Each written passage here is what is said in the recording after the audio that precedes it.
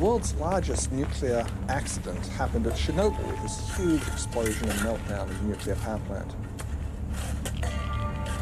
It's an accident where there was that vitally dangerous mixture of fatigue and incompetence. A group of technicians were doing some tests and they kept on getting delayed. They started early in the morning, and it got later in the afternoon, later in the evening, and then finally, as it came past midnight, they took the shortcut of switching off the safety systems. And so it's that mixture between fatigued people making a poor judgment and trying to push something through that causes so many of these accidents. People who are in the service industries where the machines don't stop and the expectation is that you're supposed to function on your task as well in the middle of the night as during the day. We know that doesn't happen. People do feel drowsy, people do drop off.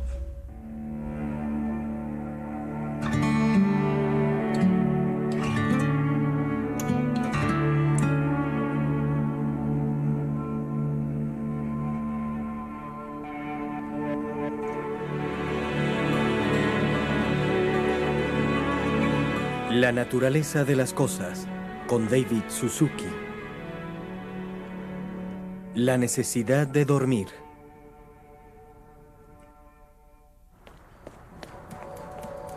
El diario matutino solía marcar el comienzo del día.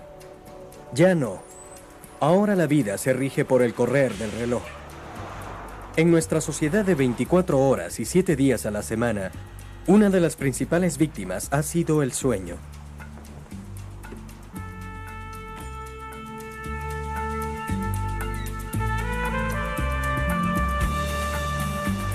Para muchas personas, mantenerse despiertas será uno de sus grandes retos del día siguiente.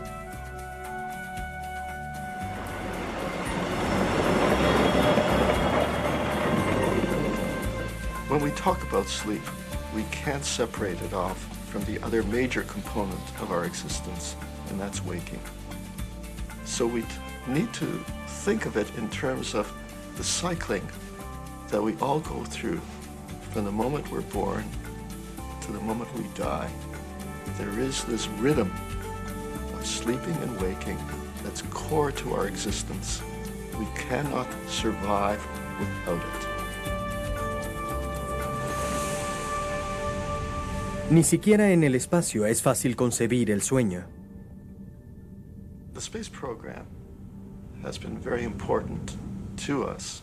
We've had an opportunity to work with NASA and the Russian Space Agency on the phase 1 of the International Space Station. These were the studies on Mir. And why the space program is interested in that is because sleep gets screwed up in space. The notion of sleeping in space is so different from our experience. When we go to sleep, we always think of lying down. You lie down on a pillow, you lie down on a bed, you lie down on the couch, you lie down on something. There's no place to lie down because it doesn't matter. There's no up, there is no down. And so you can just float out there. A una gran distancia de los astronautas, en Estados Unidos, se estima que 70 millones de personas sufren de trastornos en el sueño. Overall, 24% of Canadians complain of difficulties falling asleep or staying asleep. A little bit more, about 27-28% of Canadians never feel refreshed or not often refreshed. Okay. About 5% of Canadians have trouble keeping awake during the day. And about the same proportion of people sleep less than 6 hours. About 5-6 hours sleep a night, around there. By Friday, I'm pretty tired. When it's like 4-5 hours sleep. 3 to 4 hours would be average for me for many years. I've kind of improved that in the last couple years up to maybe 6 hours. I can get the same amount of sleep on some days and feel very tired, and on other days get 6-7 hours of sleep and feel fine. You just feel there's not enough hours to sleep. Human body only needs 4 hours of good sleep, of good sleep. The 3 Mile Island disaster, Chernobyl, the Exxon Valdez, all of them were tied to human error as one of the key components. And when you look at it, it's tied to the occurrence at times when people are not able to make the right decision, usually at nighttime, or people who are making the decisions have been up for long periods of time. For example, the space shuttle disaster. 2, 1, and liftoff. Liftoff of the 25th Space Shuttle mission, and it has cleared the tower. Roger, roll, Challenger. Engines throttling up, 3 engines now at 104%. Challenger, go at throttle up. Challenger, go at throttle up.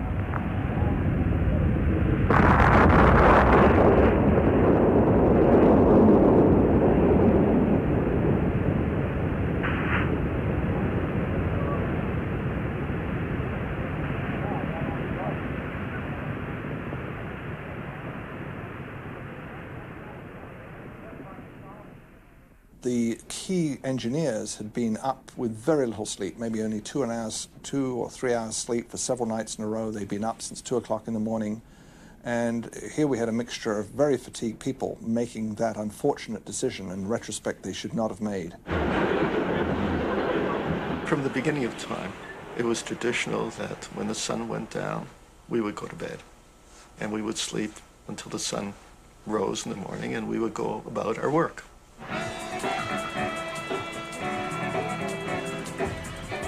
Ahora, de noche, no solo trabajamos, sino que también jugamos. Las oportunidades son infinitas. Veamos, por ejemplo, nuestros asuntos financieros, hacer amistades, jugar con máquinas de videos, casi todo lo que podamos imaginarnos. Y muchos de estos lugares nunca cierran, están tentándonos las 24 horas del día. Existe una creencia cada vez mayor de que el dormir es un desperdicio de tiempo. Y no resulta sorprendente que las cafeterías disfruten de una bonanza al vender unas muy bien cotizadas bebidas con cafeína para mantenernos activos.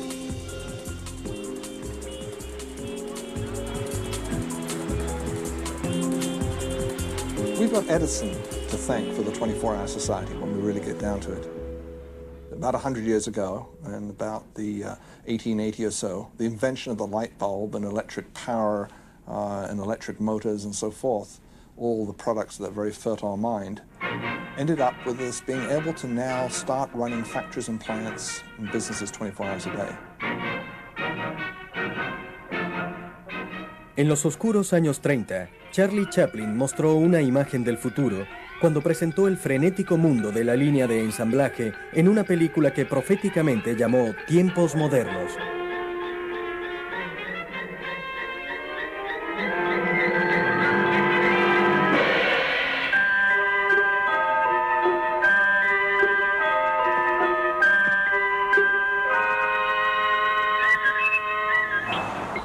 These days it's gone much further than that.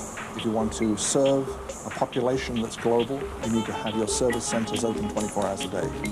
And it's the advent of modern telecommunications and computers and satellite links and the internet, all based upon that original invention of Edison, that has led us today to this non-stop, continuously operating world.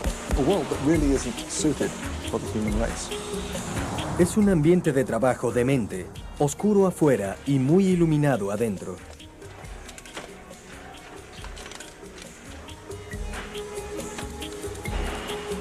Aquí se exige que las personas funcionen a la medianoche como si fuera mediodía, aun cuando nuestras propias experiencias revelan que ello no es posible.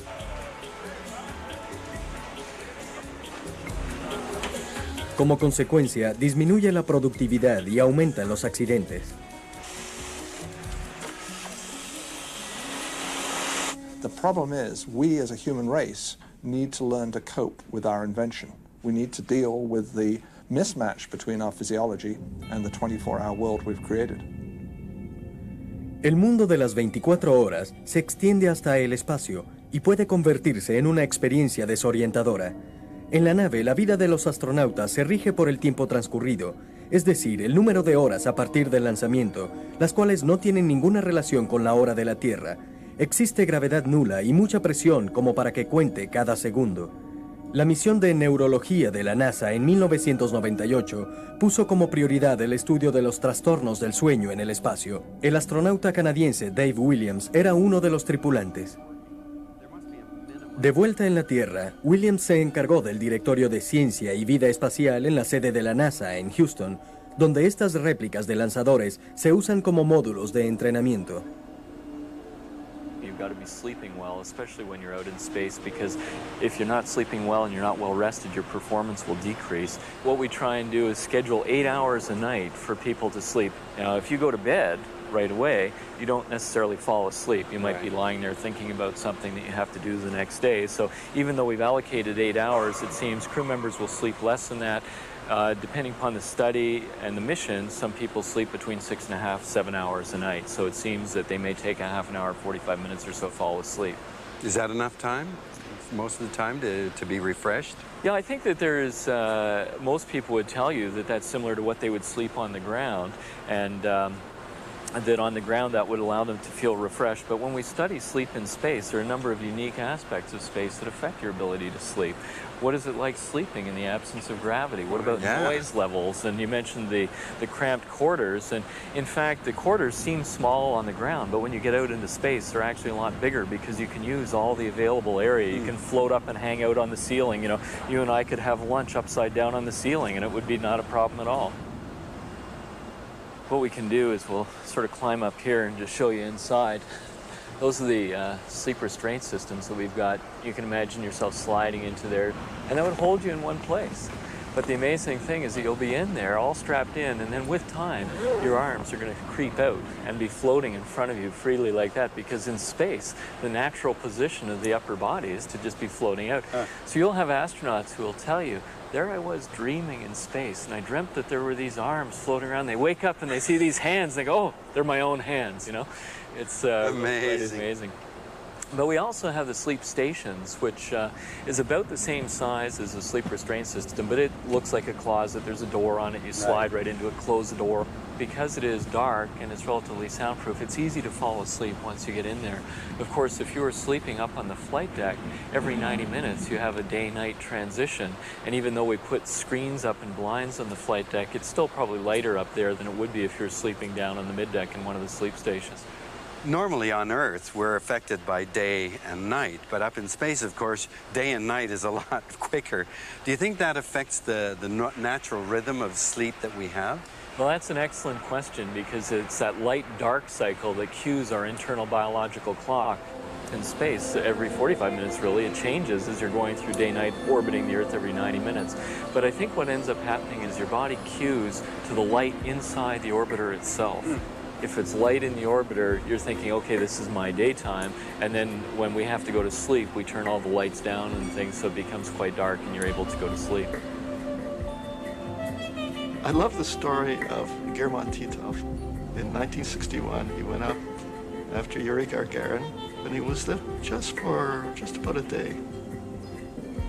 Now, the funny thing about this man is he's the first person to oversleep in space. He actually slept 30 minutes longer than his schedule. He had to wake him up to get him back to working. El Dr. Charles Czeisler es un importante estudioso del sueño y asesor de la NASA. Astronaut crew members typically lose 1 to 3 hours of sleep every day when they're in the space environment.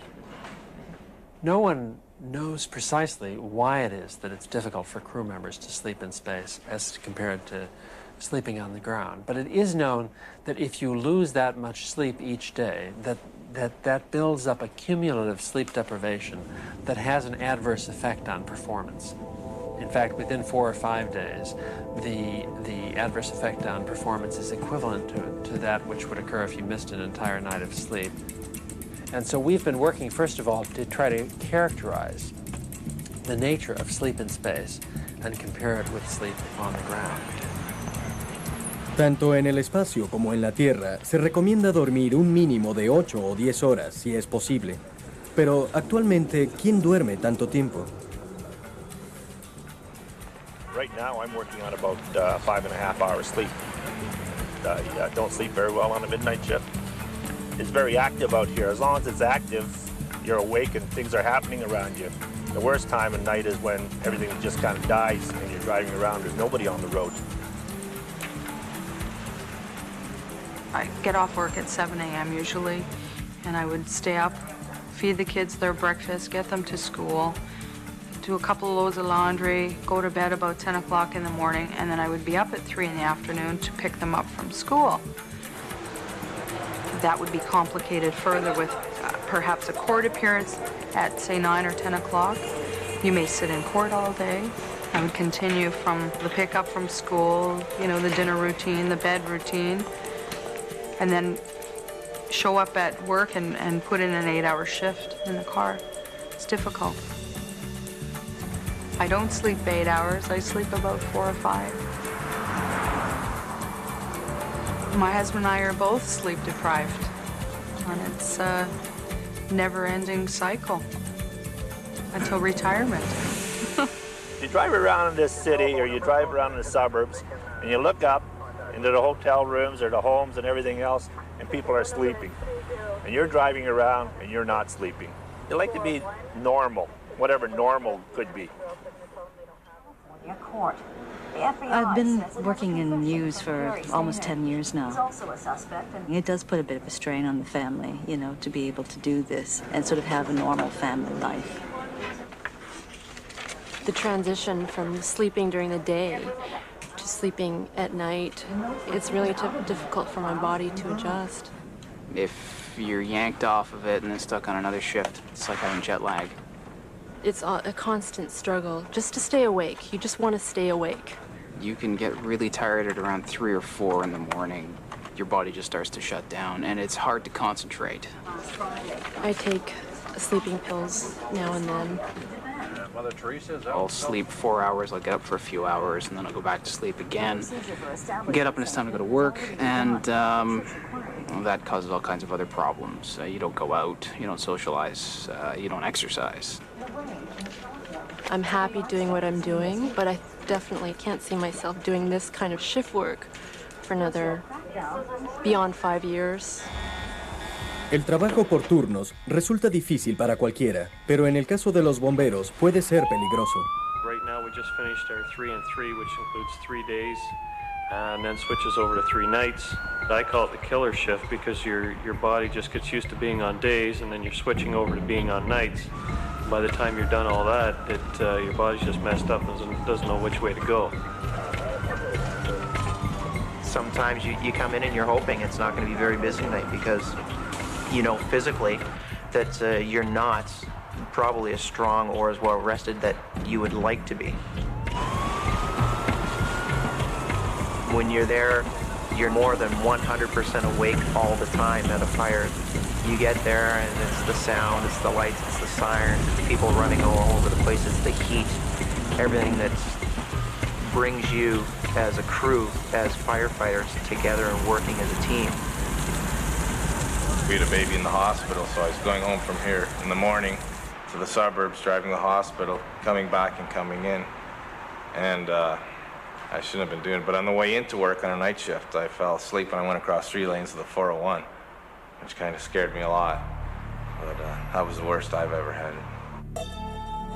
An OPP officer was killed yesterday morning when his cruiser was hit by a truck along the Queen Elizabeth Way. The driver of the truck was not hurt. One sergeant says the driver told officers he'd fallen asleep at the wheel. People often report falling asleep at the wheel of the car. Sometimes they're not even aware that they fall asleep. All they know is they're on automatic, and they suddenly become aware of having traversed a distance, and they don't know how they got there. Or they might find their car veering from the lane of traffic. And if you're on the highway, you hit the soft shoulder. You say, my God, I must have dozed off for a moment. Driving your car on a freeway, particularly a monotonous freeway, and particularly when you're sleep deprived, and particularly when you do it at night, that's the cause of, in fact, over half the fatal accidents on the highway. driver drowsiness accidents actually account for perhaps only 10% of total accidents on freeways, but they account for 50% of the fatal ones. Now, what we'd like to do is to get some measure of your driving ability, and this driving simulator has been designed to do that. When the simulation starts, you'll see the hood of the car. El dormir menos afecta las destrezas del conductor de muchas maneras. Entorpece su coordinación, alarga su tiempo de reacción y genera pérdida de juicio, lo que pone en peligro su vida. We found that there's an equivalence between the effects of alcohol on driving and the effects of sleepiness on driving. By the time people have been up for about 24 hours, their ability to drive is roughly equivalent to somebody who is at 80 milligrams percent of blood alcohol. That is the legal limit in many jurisdictions. Now, when you're intoxicated, you know you're intoxicated. When you're sleepy, you frequently don't know you're sleepy. So the sleepy driver is in some senses perhaps even more at risk than the intoxicated driver, simply because they can't assess their own degree of sleepiness. En un estudio realizado entre camioneros de larga distancia, los conductores coincidieron en que se sentían menos agotados de lo que indicaba el sistema computarizado que los controlaba, aunque quizá ayudaba en el camino. The Magellan monitor that I'm wearing is a device that's like a large wristwatch, sits on the back of the hand, and every so often delivers a vibration that I can feel on my wrist. And I can indicate whether I felt the vibration simply by twitching my finger slightly. A computer inside the device detects that, and then if I fail to respond to a number of stimuli, can set off an audible alarm which can wake me up. And devices like this can feed the driver information about how sleepy they are. The focus that we've recently seen on sleepiness and its effects on performance and how people feel will lead to an improved ability to detect sleepiness, both in the clinic and on the road and on the job. I'll drive about 15 hours into Detroit, and then by the time I fuel and clear customs and get into Montreal, it'll be in the high 20s hours, probably 30 hours, somewhere around in there.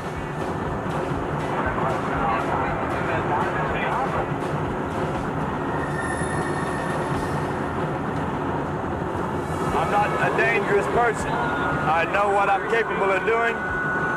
I'm in top physical condition. It's hard to believe a man can stay awake and still be alert.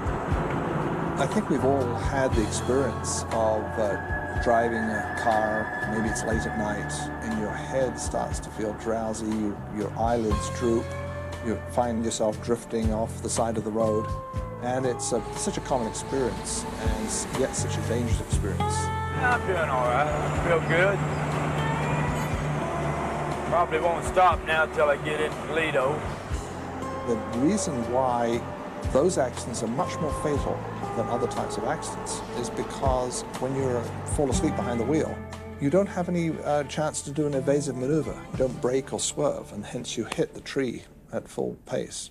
This is just a bunch of trashy papers that they call a logbook, okay? Well, everybody knows that I left Oklahoma Monday.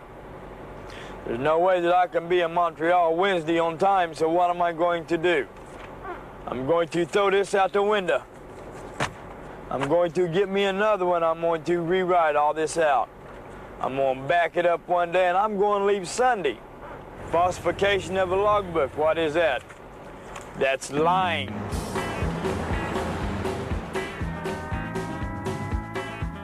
One of the untold stories is the effect of chronic fatigue and sleep deprivation and the lifestyle of working shifts around the clock and the lifespan.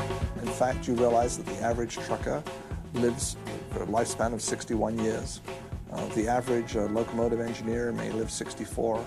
All these sort of statistics are pointing to the realities that the lifespan we expect of 75 years or more is not one that you can expect if you don't adapt your health and your sleeping patterns to this working of irregular hours. And it's quite a shock when people start to wake up and realize what the consequence is. The average Teamster only gets 18 monthly pension checks after retirement.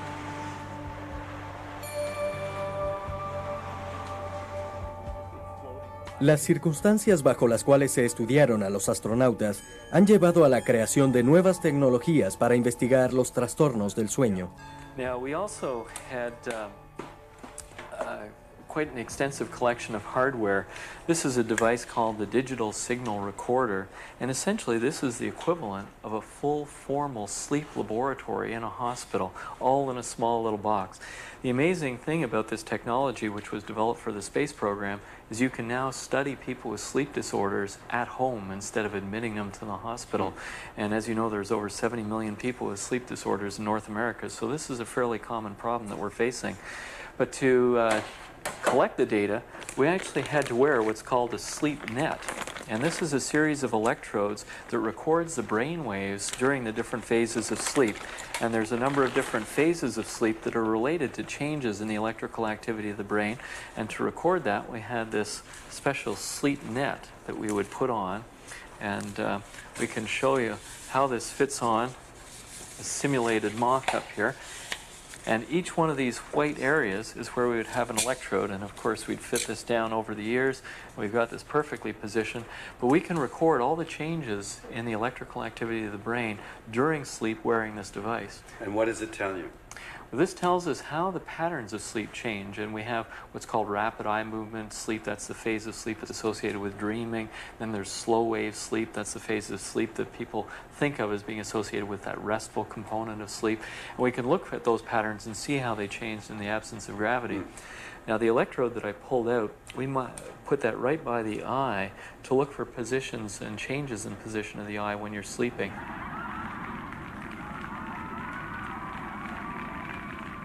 We would also have a flow sensor located on your upper lip to let the respiratory physiologist know which phase of inspiration and expiration you're in, how your respiratory patterns change when you're out in space.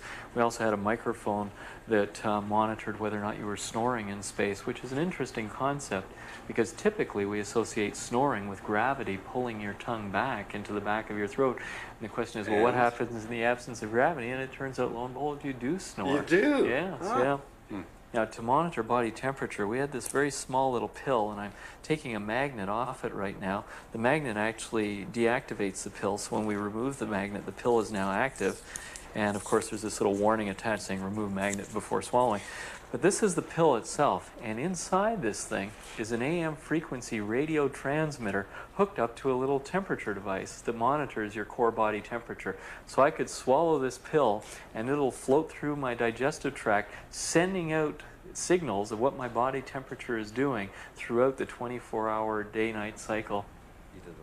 Los datos compilados por la NASA tienen diversas aplicaciones potenciales. So we must learn a lot of stuff in space that's relevant to us here on Earth. Well, in fact, we do, and one of the exciting things about the sleep experiment is understanding how our internal biological clock adapts and changes to these unique shifts that we have with all the light-dark cycles we have in space. That, of course, is relevant to shift workers on Earth who are constantly changing their daily schedule and waking up to work throughout the night. And we understand the role that light plays and as one of these time givers in helping shift our internal biological clock. Not only does that help shift workers, but it also helps people who are traveling across multiple time zones, forcing themselves to adapt to a different time zone very quickly. The most powerful influence on the rhythms of the body is the influence of light and darkness. And light coming through the eye sends a signal system through to the brain, to the pineal gland, and suppresses melatonin secretion, which is the hormone of darkness. And it's thought that that is a very important component of regularizing the rhythms of the body. I don't think it's just melatonin. There's all kinds of other things. But light, we know, is an important time giver to changing the rhythms of the body, so that if you deliver a certain component of light at a particular time, for example, if you give bright light late in the evening, you can begin to shift the biological clock so that the person goes to bed later. We're all set, huh? Este principio permite a la NASA ajustar el reloj biológico de los astronautas para que los periodos de alerta máxima coincidan con los de mayor actividad.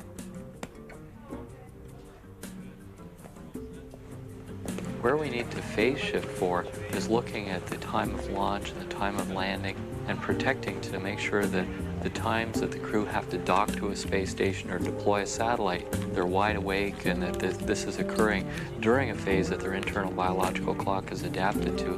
So to be able to do that, to meet those operational needs, often we'll have to time shift the crew in the quarantine period before they actually launch to go out into space. To do that, we use what's called phototherapy, or really bright lights, to keep people awake at nighttime, to shift them, to make them think that their night is now daytime. And then during the daytime, they will actually sleep in a very dark, restricted environment to simulate night. El cambio de tiempo es otra técnica creada por la NASA que pudiera ser aplicada aquí, en la Tierra. Por ejemplo, los controladores aéreos nocturnos deben estar alerta para atender la extraordinaria demanda de su trabajo.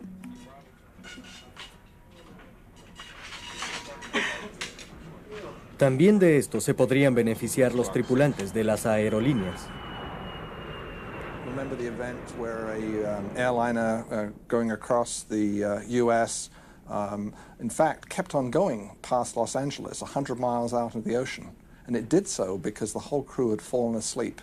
And in fact, it took some fighters and some special chimes in the cockpit to finally wake them up and get them to turn the plane around and come back to land. So delayed planes are not always due to air traffic control and weather. Occasionally, a sleeping pilot can be at fault.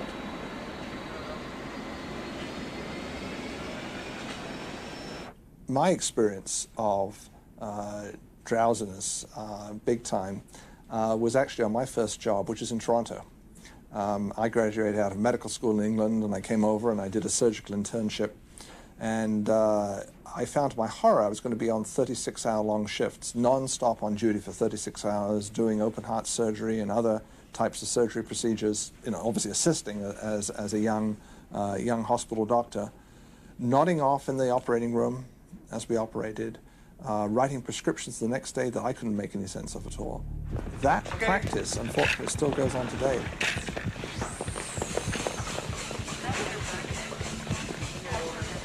And so if you start at 8 o'clock in the morning and you're not getting off until at least noon the following day, that means you're putting in 28 consecutive hours. And if you're really busy, you don't even have a break. People, I think, have been traditionally, have been going through this for, since the beginning of medicine, I guess you could say, hospitalized medicine. And they've learned to cope with it in their various ways. The fatigue is sort of pushed to the background, and you just work through it and deal with whatever has to be dealt with. It often hits you the next day after you've already gone home. People complain about how disruptive call is in their night, but I don't think it's unexpected for anybody. You got a line? Yeah, we have a line. Okay. Sailing is running in. Okay. I've been working for about 15 or 16 hours already. I'd like to maybe get some rest, but I don't really feel this intense urge to sleep because there's a lot of work still to do tonight, and I'll probably be up for most of the night. And while I might need a cup of coffee at about 3 or 4 in the morning, I think that I think the need to work and the need to get things done sort of gets you through the lack of sleep. The demands that are placed upon them are incredible. And in high demand situations, you do perform, and you can perform reasonably well. But it's unpredictable when errors can come up. And it's not doctors, it's nurses, it's the whole culture, the whole environment of the hospital. Okay, prepare to defibrillate. Charge. Everybody clear? Clear. Good. Get him on the monitor and just continue CPR. Personally, it's aged me. I feel more tired. I mean, I knew when I went into nursing that this is what it is, but the actual reality of doing it, day in and day out, it's difficult. It takes its toll. When I was working as an emergency physician at Sunnybrook Hospital, our whole group was very sensitive to the impact that shift work has not only on our own internal biological clock, but on our own performance, our ability to make clinical decisions. So, Dave, it must be nice that you're not doing those night shifts anymore. Do you remember what that was like? Well, a long time ago? I do remember it, yeah, a long time ago. But you know, it's amazing that once I stopped, it took me about 6 months before I felt really rested. I'd wake up in the morning, I didn't have that sort of chronic fatigue that you feel when you're working shifts all the time. Yeah, that's one thing about working nights, is that you sometimes never feel that you ever get all the sleep that you need. El doctor Rick Verbeek conoce a Dave Williams desde que trabajaban juntos en emergencia. I find at nighttime, I have a very one-track mind. I think of a problem that the patient may have, and I sometimes find myself not going beyond that. I get ready to send the patient home, and I really have to stop myself. I purposefully have to stop myself and say, just hold on for a minute, think of a few other things, really think of them seriously, and try to avoid that tendency to send that person home early, mainly because I'm tired, and I just don't want to have to think about this problem anymore. What I need you to do is just to breathe quietly through your mouth, okay? Just nice and slow. I think one of the things that I'm doing now more than I did in the past was using strategic napping as a plan, you know, where if I'm up late and I haven't got a full 6 to 8 hours sleep, I might get a 2-hour nap in the afternoon. But it's interesting that we can look at professional yacht racers who are in transatlantic yacht races where they will actually sleep for 15, 20 minutes at a time, stay awake for 45 minutes to an hour, and then use that as their way of getting sleep because of the operational demands that are placed upon them.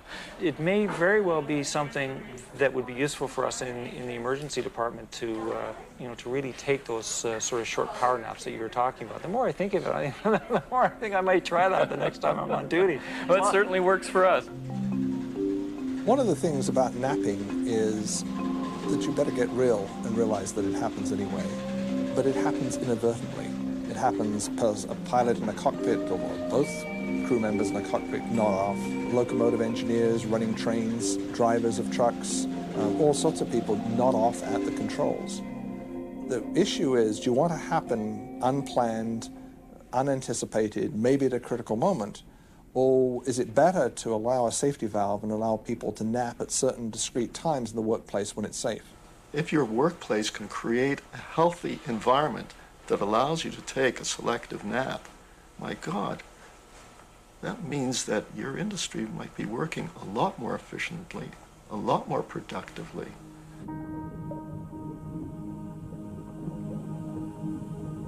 Esta quizás sea la alberca más grande del mundo.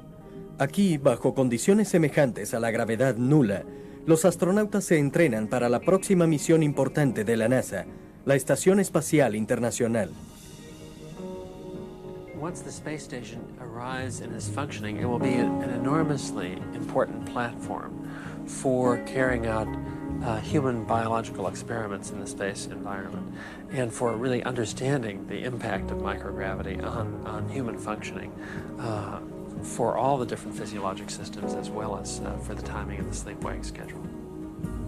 Our approach now is shifting to much more practical, non-invasive studies in which we can gather data from a much larger population and begin to assess really how much sleep does the average crew member get on the missions. What types of imposed schedules for their work-rest schedule and their light-dark schedule are most difficult for the crew members to adapt to. And what is going to be the impact of the longer duration of International Space Station flights? En la futura y primera visita humana al planeta Marte, los astronautas se quedarán allí por más de un año. The mission to Mars is actually scheduled for 2014. NASA is in full gear preparing for human exploration of Mars. And one of the tasks has been to evaluate physiologically the medical issues that might be faced on such a journey. So we have subjects living in our environment here at the Brigham and Women's Hospital in which they are scheduled to the Martian day, which is different than the Earth day. So they're actually on a 24.6-hour schedule because on Mars, every day is about 36 minutes longer than it is here on Earth. And we're finding that is not a trivial adjustment. The facility itself doesn't look all that different than any of the other environmental suites that we have for studying human circadian rhythms. But if you lived in that room, what you would experience would be that the cycling of the light-dark cycle would recur on the Martian day rather than on the Earth day. And the computer that runs the facility sets the timing of all the events in the schedule, and these are synchronized to the Martian day rather than to the Earth day.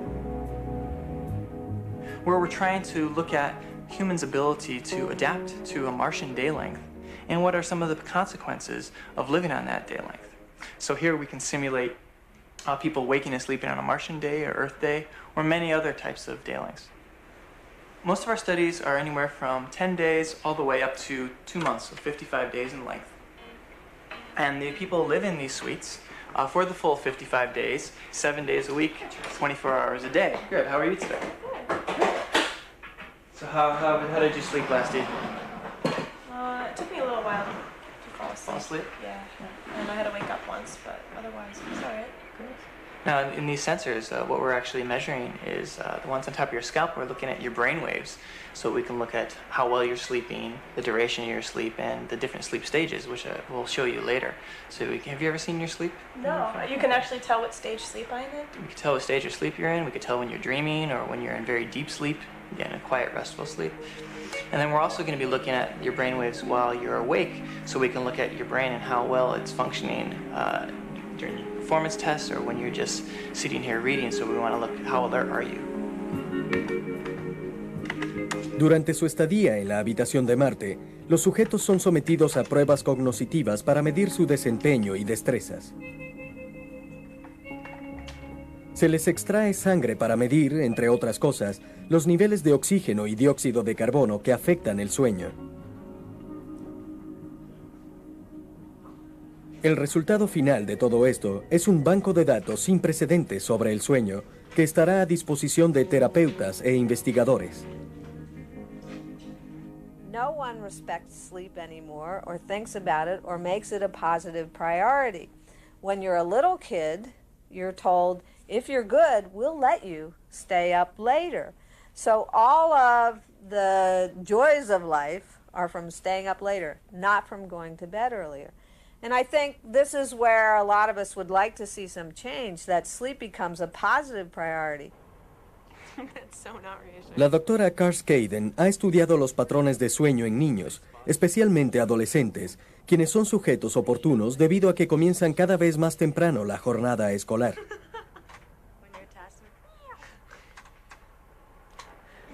Hop in.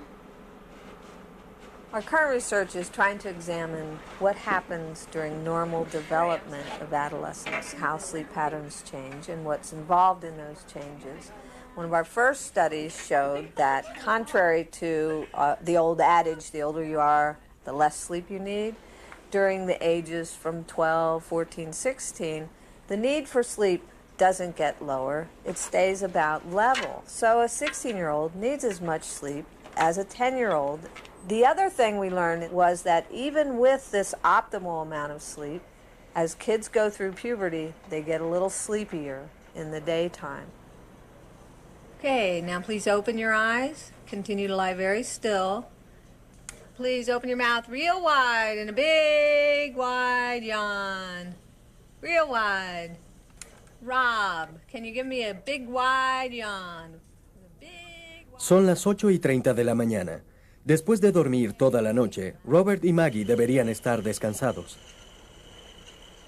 As you can see, Maggie's already shown signs of falling asleep. The slow eye movements tell us sleep is coming, and this change in the EEG pattern show us that she's in stage 1 sleep. So in these very few minutes, she's already shown us how sleepy she is. This test allows us, in a very precise way, to measure exactly how sleepy kids are. We also now are learning more about the timing of sleep, and a lot of our focus now is on when teenagers sleep. We've known for years that there's this tendency for kids to go to bed later and to sleep in the morning if you let them. There are a lot of pressures in their lives that lead to this change in pattern. high schools now seem to be starting earlier and earlier. And when school starts at 7:15 or 7:30 in the morning and they can't fall asleep until 11 or 11:30 at night, then we have a serious problem of short sleep during the school week.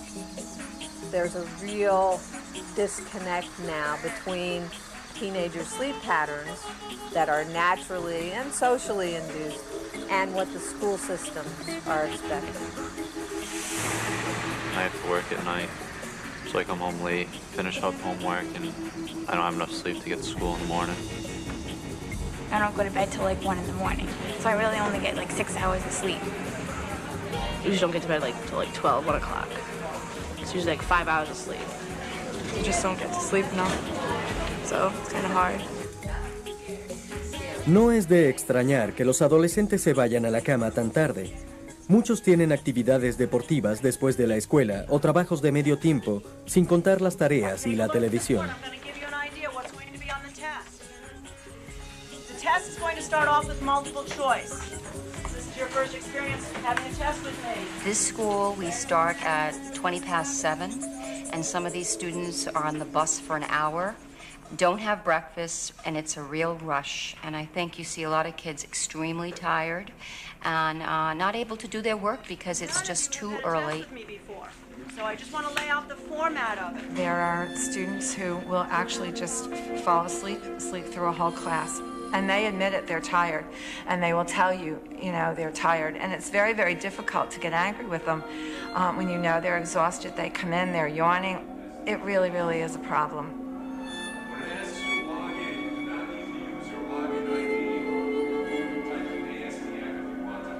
Their bodies may be sitting in the classroom, but their brains are still back home on the pillow. And in fact, when we brought them into the lab to study them, they could fall asleep in less than 3 minutes at 8:30 in the morning, which would be second period in school. I find myself kind of tuning out the teachers sometimes because I'm just thinking about how tired I am. It has been a holy terror to have to deal with the kids at that time in the morning. They almost never eat breakfast. They're not awake enough to be hungry at that point in the morning. They walk out of the house with wet hair. They don't get up early enough to generally dry their hair. And it seems to have had more of an impact upon my daughter in the morning. She just simply biologically does not function well at that time in the morning. And she's usually not very nice. Why don't we just switch elementary and high school students? Yeah, because it makes so much easy. Because the elementary kids are always all wiry in the morning. It's easy, exactly. They get up at 5 anyways. Plus, you know what? Yeah. Plus, parents can make sure that their little kids get on the bus before they leave for work. Yeah. If they go to bed at 9 and then they get up at 6, that's 9 hours of sleep. Yeah. That's ridiculous. Simple math. They don't even need that much. That's like twice as it's much like the as I parents get. are sitting there in the morning, go to bed, stay asleep, you don't need to get up yet, and they're still getting up. I think the kids would be happier. I think having a good breakfast and not rushing in the morning, I think they'd be happier coming a little later. Even if you start school like 15, 20 minutes later, it still helps a lot. I'd like to see school start an hour later, but I'll take it in 15-minute increments if that's how it's going to occur. 8 o'clock would be excellent. I would love that. If kids had more sleep, which means that school would have to start later, the quality of their work would improve. They would come to school ready to learn. We did a big survey of some 3,000 high school kids in the local area. And what we found was that there was a relationship between the grades the kids said they got and how much sleep they said they got. And it was clear that the kids whose grade performance was worse were getting less sleep than those who had good performance in school. Alvin Mock es un joven de 16 años que abogaría por la importancia de dormir. In my last year of high school, I feel that sleep was like a bit more important than before. So I slept an average of 10 hours. It definitely helped my performance in school. For me personally, I sleep almost 12 hours before the exam. I study beforehand, but sleeping before the exam is definitely important. Alvin, quien se graduó en la secundaria con un promedio académico de 99.7%, está cursando 3 menciones en la universidad. I think school should start at about 10 and end at 4 or 4:30. I guess I like dreaming too. Dreaming is kind of relaxing for me.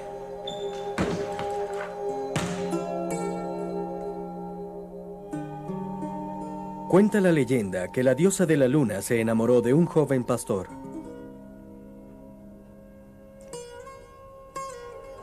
Se podían encontrar únicamente en sus sueños.